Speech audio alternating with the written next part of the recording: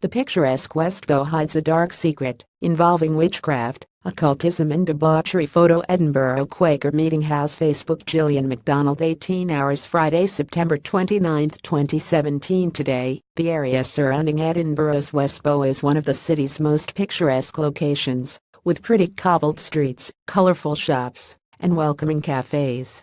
But the Westbow is also hiding one of the old town's darkest secrets. The street was once home to a real-life haunted house of horrors, reminders of which can still be seen today. An upstanding citizen with a dark secret. Westbow resident, Major Thomas Weir, was a Covenanter soldier and strict Presbyterian, who was a well-respected member of Edinburgh society. Weir regularly held prayer sessions which would attract religious crowds from the local area, and in 1650 he was appointed commander of the Edinburgh Town Guard. By all accounts, he seemed like an upstanding citizen. But things began to change when Weir fell ill in 1670 and began acting strangely. Dealings with the devil from his sickbed, the then 70-year-old Weir confessed to a secret life of sin and evil as an occultist. He admitted to committing various terrible offenses, including bestiality, incest, necromancy and witchcraft. The authorities, including the Lord Provost, were so surprised by the claims that they initially refused to believe them. But Weir's confessions continued and were also backed up by admissions from his sister, Jean. A post shared by Satiety at Satiety on September 24, 2017 at 1159 am PDT. Jean claimed that Weir had once been picked up from the house on Westbow by a demonic stranger in a fiery coach, and was taken to Dalkeith, where he was given supernatural intelligence by another of Satan's minions.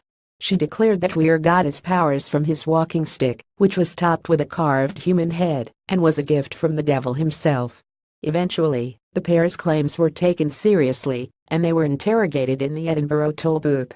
Sentenced to death, found guilty of committing a long list of sinful acts, both Weir and his sister were sentenced to death.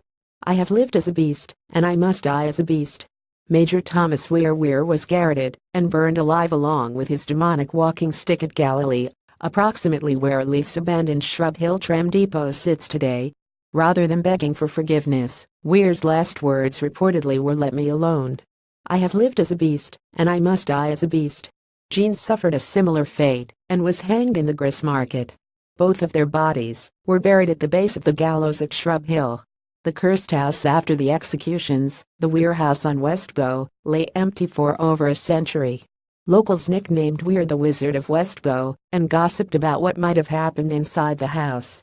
No one wanted to live in a place where such evil things had taken place, especially as it was thought to be haunted.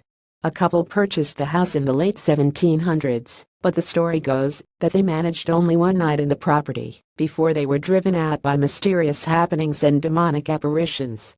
The pair claimed to see a ghostly calf sitting in their bedroom, staring at them from the foot of the bed.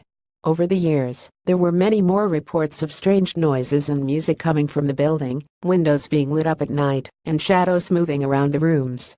Some Edinburgh residents even claimed to have seen the mysterious coach, pulled by 6 fiery horses, outside the house several times. Ghostly sightings. It was widely believed that the Weir house was demolished sometime during the 19th century to get rid of the stigma attached to the building. Sir Walter Scott, writing in 1830, noted that Weir's house was in the process of being torn down, and other reports claim the final demolition took place in 1878. But, in reality, the house was never destroyed. Parts of Weir's house are hidden inside what is now the Quaker Meeting House on Victoria Street. Photo Edinburgh Quaker Meeting House. Facebook. As recently as 2014, it was discovered that, rather than being torn down completely, parts of Weir's house were instead incorporated into a new building, which is now a Quaker Meeting House. It is thought that the main part of Weir's house is located where the Quaker Meeting House's toilets now are. If you visit, you may even still be able to catch a glimpse of the Wizard of Westbow in his former home. Staff members at the Quaker Meeting House have reported seeing Weir's ghostly figure walking through walls more than 300 years after his death.